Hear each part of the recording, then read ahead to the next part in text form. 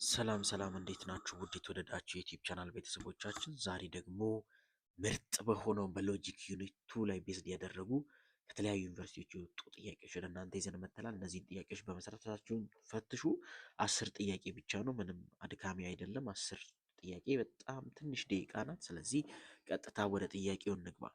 ጥያቄ ቁጥር 11 ኢን ዲዳክቲቭ አርጊመንት ዋት ኢዝ ክሌምድ አባውት ዘ ኮንክሉዥን ኢፍ ዘ ፕሪሚስ አር አሲዩምድ ቱ ቢ ትሩ። ሶ በዲዳክቲቭ አርጊመንት ጊዜ ፕሪሚሶቹ ትሩዝ ቫሊያቸው ትሩ ነው ተብሎ ከተወሰደ ኮንክሉዥኑ ምንድን ነው መሆን ያለበት ነው የሚለው። ሶ ዲዳክቲቭ አርጊመንት ነው የተጠየቀው ማለት ነው። ስለዚህ እንመልከት ምርጫዎቹን አንድ በአንድ። ኤ ኢት ፕሮባብሊ ፎሎውስ፣ ቢ it necessarily or absolutely follows, C it is likely to follow but not certain, D it is impossible for it to be true። ሶ ኤ ላይ የሚለው ምንድን ነው? ያው ቻንስ አለው ኮንክሉዥኑን የመከተል ቻንስ አለው ነው የሚለው። ቢ ላይ ደግሞ የግዴታ ኦር ደግሞ አብሶሉትሊ መከተል አለበት ነው የሚለው። ሲ ላይ ደግሞ it is likely to follow but not certain የመከተል ቻንስ አለው ግን እርግጠኛ መሆን አንችልም።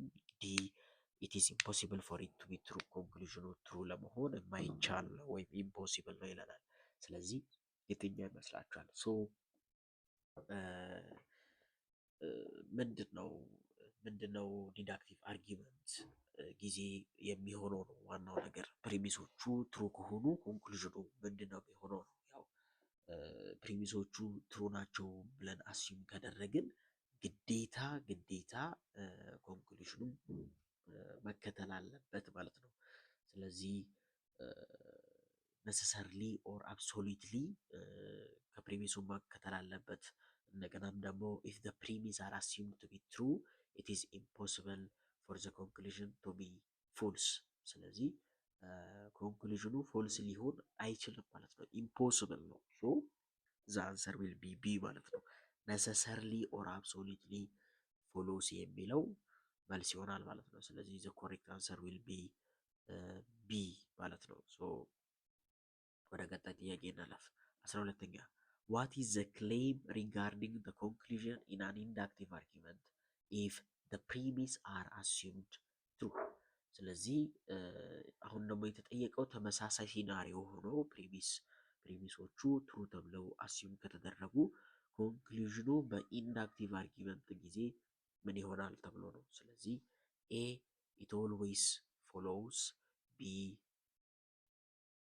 it always follows፣ B it necessarily follows፣ C it only probably follows፣ D it is impossible for it to be false። ስለዚህ አሁን ተመሳሳይ ከዛኛው ጥያቄ ጋር ተመሳሳይ ሆኖ ግን የሚያለያየው በዚህ ላይ የተጠየቀው በኢንዳክቲቭ አርጊመንት ጊዜ ነው። ስለዚህ በኢንዳክቲቭ አርጊመንት ጊዜ ደግሞ ምንድነው እንትኑ ኮንክሉዥኑ ፎሎ የሚያደርገው ጀስት የማተር ኦፍ ቻንስ ነው፣ ኦንሊ ፕሮባቢሊቲ ነው ወይም ቻንስ ነው ያለው። ስለዚህ በትክክል ይህን ደግሞ የሚገልጽልን ሲ ላይ ያለው ነው። ኢት ኦንሊ ፕሮባብሊ ፎሎስ የሚለው ይሆናል ማለት ነው። ስለዚህ 12ኛ መልሱ ሲ ነው ማለት ነው።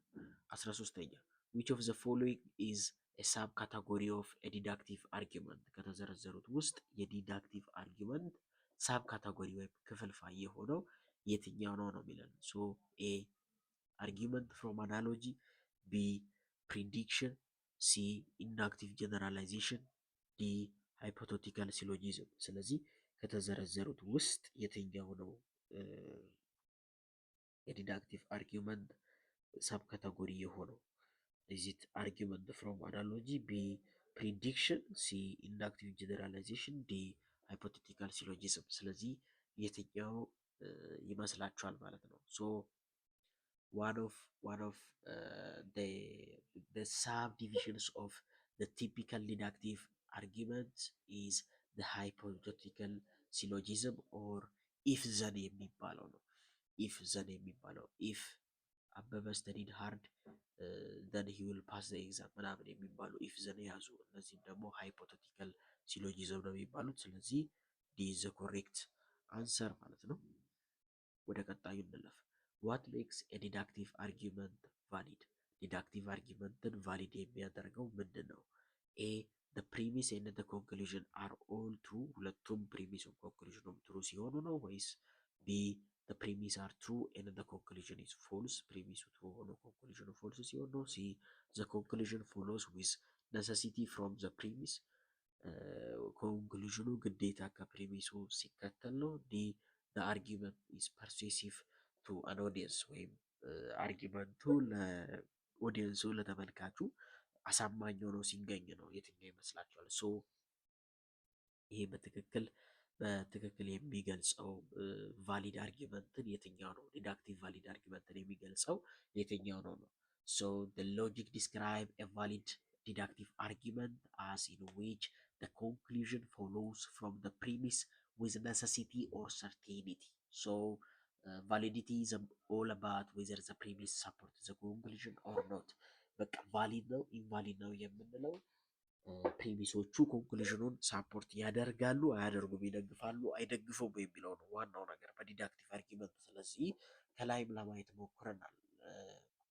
ፕሪሚስ ትሩ ሲሆን ኮንክሉዥኑ ምን መሆን አለበት? ነሰሰርሊ ፎሎ ማድረግ አለበት ተባብለን ነበረ። ስለዚህ ለዚህ ደግሞ የሚገልጽልን ሲ ላይ ያለው ነው። ዘ ኮንክሉዥን ፎሎውስ ዊዝ ነሰሲቲ ፍሮም ዘ ፕሪሚስ የሚለው መልስ ይሆናል ማለት ነው። ስለዚህ ሲ ኢዝ ዘ ኮሬክት አንሰር። በዲዳክቲቭ አርጊመንት ጊዜ ቫሊድ ለማለት ግዴታ ነሰሰርሊ ኮንክሉዥኑ ከፕሪሚሱ መከተል አለበት ማለት ነው። ስለዚህ ዘ ኮሬክት አንሰር ኢዝ ሲ። 15ኛ አኮርዲንግ ቱ ዘ ዶክመንት ዊች ኦፍ ዘ ፎሎዊንግ ኢዝ አን ኢምፖሲብል ሲናሪዮ ፎር ዲዳክቲቭ አርጊመንት ከተዘረዘሩት ውስጥ የትኛው ነው ለዲዳክቲቭ አርጊመንት ኢምፖሲብል የሆነው ሲናሪዮ? ለዲዳክቲቭ አርጊመንት ነው የተጠየቅነው። ስለዚህ ትሩ ፕሪሚስ ኤንድ ትሩ ኮንክሉዥን፣ ፎልስ ፕሪሚስ ኤንድ ትሩ ኮንክሉዥን፣ ሲ ትሩ ፕሪሚስ ኤንድ ፎልስ ኮንክሉዥን፣ ዲ ፎልስ ፕሪሚስ ኤንድ ፎልስ ኮንክሉዥን። ስለዚህ ለዲዳክቲቭ አርጊመንት የማይሆነው የትኛው ነው? ሶ ለዲዳክቲቭ አርጊመንት ነው የተጠየቀው። ስለዚህ እንደዚህ በቴብል ሰርተን እስቲ እንመልከት። ፕሪሚስ እና ኮንክሉዥን አለ እዚህ ጋር ትሩዝ ቫሊያቸው የእያንዳንዳቸውን ብናደርግ፣ እሺ ፕሪሚሱ ትሩ ሆኖ ኮንክሉዥኑም ትሩ ሊሆን ይችላል። ኦኬ በሌላ ከለር መጻፎች እንዲታይ ትሩ ሆኖ ይሄም ትሩ ሊሆን ይችላል። ኦኬ እሺ ይሄ ፎልስ ሆኖ ይሄም ፎልስ ሊሆን ይችላል። ያም ልክ ነው። ስለዚህ እንደገና ደግሞ ፕሪሚሱ ትሩ ሆኖ ኮንክሉዥኑ ግን ፎልስ ሊሆን አይችልም። ትሩ ፕሪሚስ እና ፎልስ ኮንክሉዥን ሊኖረው አይችልም። ዘን ፎልስ ሆኖ ይሄ ትሩ ሊሆን ይችላል ማለት ነው። ስለዚህ ኦንሊ ኮንዲሽን ይሄኛው ነው ማለት ነው። ትሩ ሆኖ ያኛው ፎልስ ሊሆን አይችልም፣ ቫሊድ አይባልም ማለት ነው እንደዛ ከሆነ። ስለዚህ ይሄን ደግሞ የሚገልጽልን ትሩ ፕሪሚስ እና ትሩ ኮንክሉዥን ሊሆን ይችላል። ፎልስ ፕሪሚስ እና ትሩ ኮንክሉዥን ይሄም ሊሆን ይችላል። ሲ ትሩ ፕሪሚስ ኤንድ ፎልስ ኮንክሉዥን ይሄ ሊሆን አይችልም።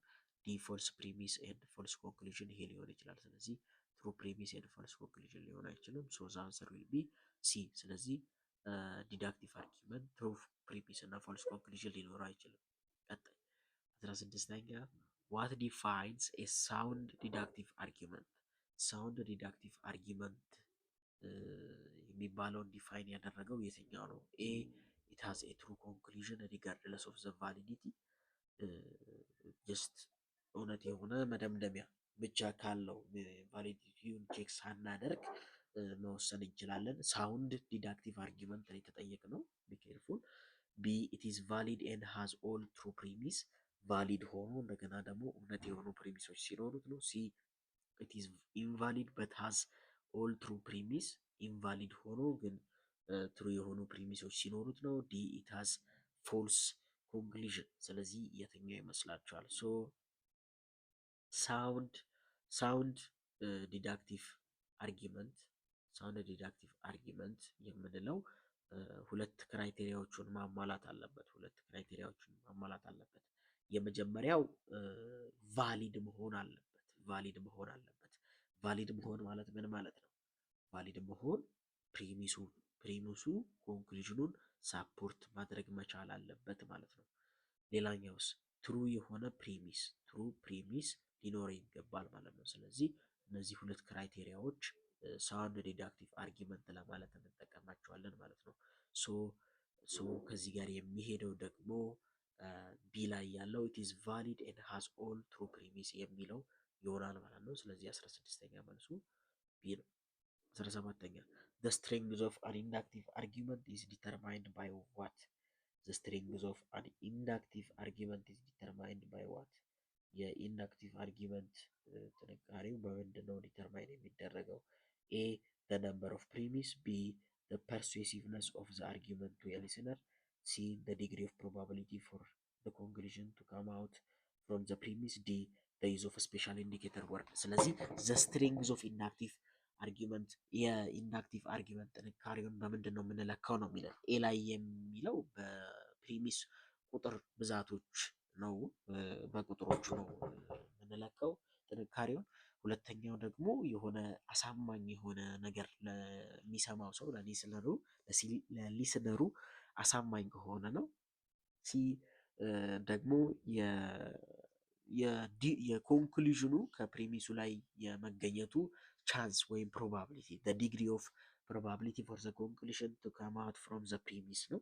ዲ the use of special indicator word ስፔሻል ኢንዲኬተር ወርዶች በመኖራቸው ምክንያት ነው ይለናል። ስለዚህ ዋና የኢንዳክቲቭ አርጊመንትን ጥንካሬ በምንድን ነው የምንለካው? ሶ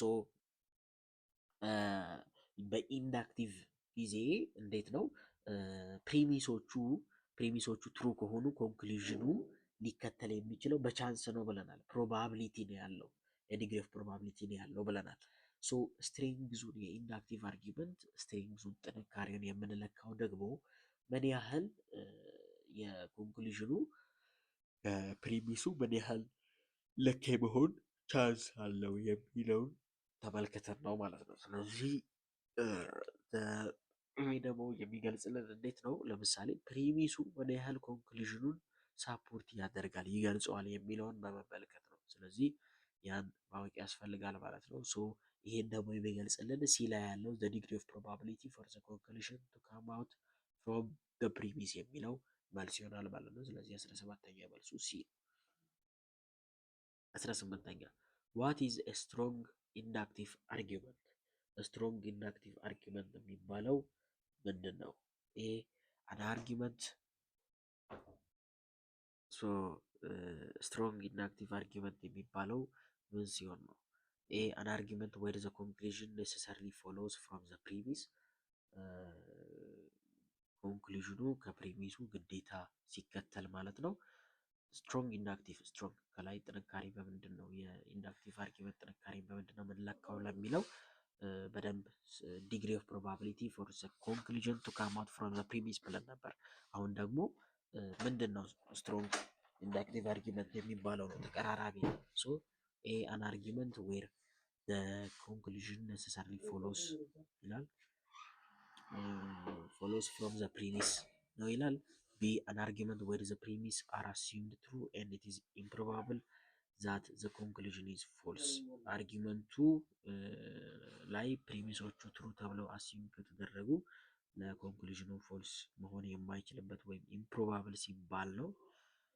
ሲ አን አርጊመንት ዛት ኢዝ ኮጀንት ኤንድ ሃዝ ኦል ትሩ ፕሪሚስ ኮጀንት የሆነ አርጊመንት ሲሆን እንደገና ደግሞ ትሩ የሆኑ ፕሪሚሶች ሲኖሩት ነው። ዲ አን አርጊመንት ዛት ሃዝ ኤ ፎልስ ፕሪሚስ ኤንድ ኤ ፕሮባብሊ ፎልስ ኮንክሉዥን ፎልስ የሆነ ፕሪሚስ ሲኖረው እና ከዛ በኋላ ፎልስ የመሆን ቻንስ ያለው ኮንክሉዥን ሲኖረው ነው የሚልን። ስለዚህ ስትሮንግ ኢንዳክቲቭ አርጊመንት የምንለው ምንድን ነው ብሎ ነው የሚጠይቀን በመጀመሪያ። ሶ ስትሮንግ ኢንዳክቲቭ አርጊመንት ለማለት ምን መሆን አለበት? ፕሪሚሶቹ ትሩ ናቸው ተብሎ አሲዩም ከተደረጉ ከዛ ኮንክሉዥኑም በጣም ሃይ ቻንስ አለው ፕሮባብል ነው ትሩ የሚሆንበት ማለት ነው። ሶ ዚስ ኢዝ ኢኩቫለንት ቱ ሴይንግ ኢት ኢዝ ኢምፕሮባብል ዛት ዘ ኮንክሉዥን ኢዝ ፎልስ። ሶ ለኮንክሉዥኑ ፎልስ የመሆን ቻንሱ በጣም ጠባብ ሲሆን ነው ማለት ነው። ስለዚህ ፕሪሚሶቹ ትሩ ከሆኑ ለኮንክሉዥኑ ደግሞ ፎልስ የሚሆንበት ቻንስ በጣም ጠባብ ሲሆን ወይንም ደግሞ ትሩ የመሆን ቻንሱ በጣም ከፍተኛ ሲሆን ነው ማለት ነው። ስለዚህ ከዚህ ጋር የሚሄደውን ዲፊኒሽን እንመርጣለን ማለት ነው። ከዚህ ጋር የሚሄደው ኤ ላይ የሚለው አን አርጊመንት ዌር ዘ ኮንክሉዥን ነሰሰርሊ ፎሎውስ ፍሮም ዘ ፕሪሚስ አን አርጊመንት ዌር ዘ ኮንክሉዥን ነሰሰርሊ ፎሎ ፍሮም ዘ ፕሪሚስ። ይሄ ለዲዳክቲቭ አርጊመንት ጊዜ ሲሆን ነው ግዴታ ነሰሰርሊ ፎሎ የሚያደርጉት ኮንክሉዥኑ ከፕሪሚስ። ቢ ላይ ደግሞ አን አርጊመንት ዌር ዘ ፕሪሚስ አር አሲዩምድ ትሩ ኤንድ ኢት ኢዝ ኢምፕሮባብል ዳት ዘ ኮንክሉዥን ኢዝ ፎልስ። ይሄ በትክክል ይገልጸዋል። ፕሪሚሶቹ ትሩ ናቸው ተብሎ አሲዩም ከተደረጉ ለኮንክሉዥኑ ፎልስ መሆን ኢምፕሮባብል ነው ወይም ቻንሱ በጣም የጠበበ ነው ማለት ነው። ስለዚህ 18ኛ መልሱ ቢ ነው። 19ኛ አን አንኮጀንት አርጊመንት ካን ፌል ኢንቱ ዊች ኦፍ ዘ ፎሎዊንግ ካታጎሪስ። አንኮጀንት የሚባል አርጊመንት በየትኛው ካታጎሪ ውስጥ ይመደባል ነው። ኤ ኢት ኢዝ ስትሮንግ በት ሃዝ አትሊስት ዋን ፎልስ ፕሪሚስ።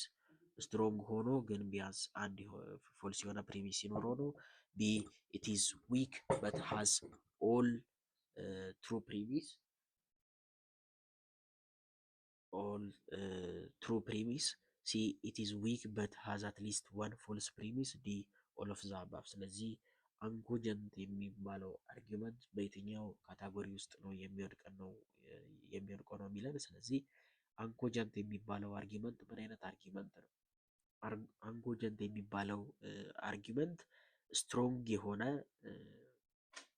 አርጊመንት ነው፣ ግን ቢያንስ አንድ የሆነ ፎልስ የሆነ ፕሪሚስ ሊኖረው ይገባል ማለት ነው። ስለዚህ ኢት ኢዝ ዊክ በት ሃዝ ኦል ትሩ ፕሪሚስ ወይንም ደግሞ ኢት ኢዝ ዊክ በት ሃዝ አትሊስት ዋን ኦር ሞር ፎልስ የሆነ ፕሪሚስ። በመጀመሪያ ሊሆን የሚችለው አንኮጀንት 3 ቻንሶች ነው ያሉት። ስለዚህ አንኮጀንት ሊሆን የሚችለው 3 ቻንሶች ነው ማለት ነው። በመጀመሪያ ደረጃ ስትሮንግ የሆነ አርጊመንት ሆኖ ቢያንስ አንድ እንኳን አትሊስት አንድ እንኳን ፎልስ የሆነ ፕሪሚስ ካለው ይህም አንኮጀንት ይባላል። ሌላው ደግሞ